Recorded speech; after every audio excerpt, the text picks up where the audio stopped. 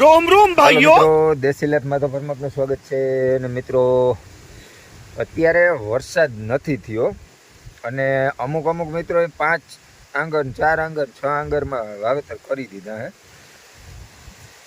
તો આપણે એવું જ એક થયું હે, આપણે જે જુવાર વાવી ને એમાં પાણી તો થઈ રહ્યું, આપણે એક પાણી પાયું, હવે ઉગે કે ના ઉગે એવું છે. 4 દી થઈ ગયા પાણી પાયું એને, હવે કદાચ બીજું પાણી એને જડીએ પણ હજી 5-6 દીની વાર લાગી જાય, ત્યાર પછી કંઈક પાણીવાળી વ્યવસ્થા થાય. અને અમારી પાછળ દેખાય એ આગતરી છે, એને 3 પાણી જડ્યા છે, એવડી થઈ ગઈ, એ પાણી માગે છે. અને જે 4 પાણીમાં પાય ને એનું પોઝિશન કેવું છે, કેટલીક ઉગી શું છે એ તમને કહું.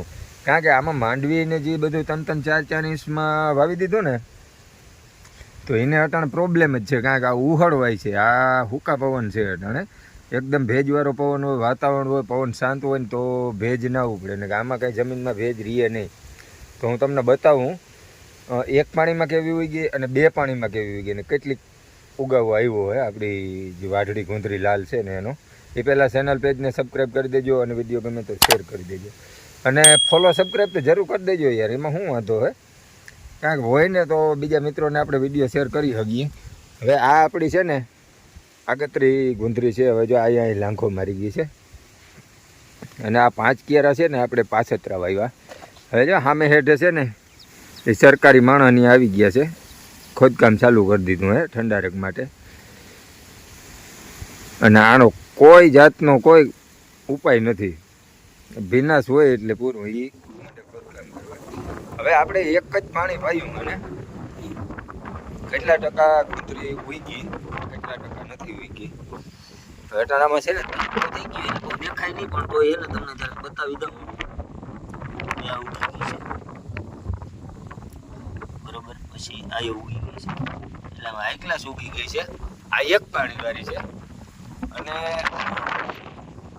આ છે ને આ 2 કિયારા એને પાણી પાયું જ નહીં, કાલે પાણી પાયું છે.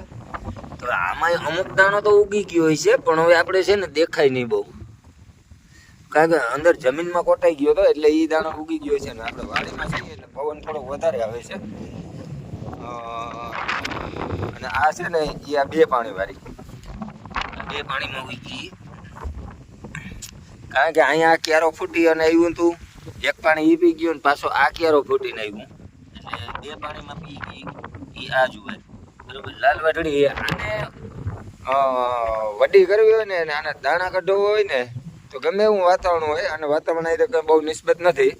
આને 5 પાણી જડી જાય ને એટલે આ જુવારના ડુંડા નીકળી જાય.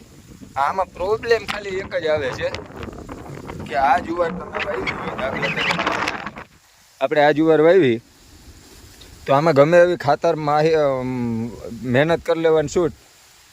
અહીંયા 3 વર્ષ સુધી તમને કહે કે અહીંયા વાઢડી ગુંદરી વાવી હતી, એટલું પડવું શું હોય. આ તો આપણી પાસે કંઈ ઓપ્શન નથી તો ભલે પડવું શું હે,